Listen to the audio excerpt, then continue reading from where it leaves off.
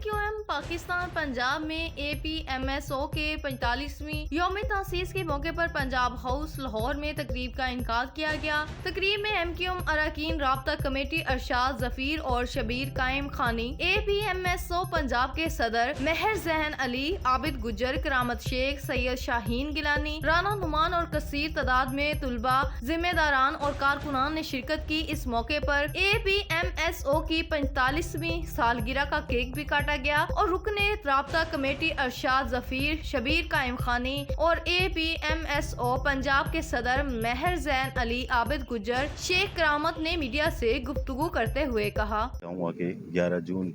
1978 को जो APMSO वजूद में आई थी, आज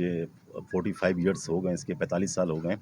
और मैं इसी पूरे पंजाब के तमाम आवाम को और ख़ास तौर पे स्टूडेंट को बहुत बहुत मुबारकबाद पेश करना चाहता हूँ।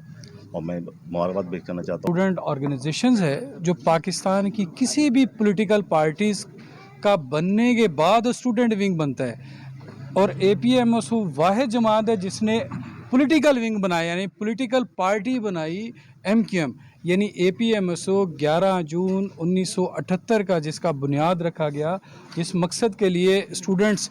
के हक़ के लिए आवाज़ उठाएंगे, स्टूडेंट्स के हकूक़ के लिए आवाज़ उठाएंगे इंशाल्लाह। आने वाला वक्त भी इंशाल्लाह ताला MQM पाकिस्तान का होगा।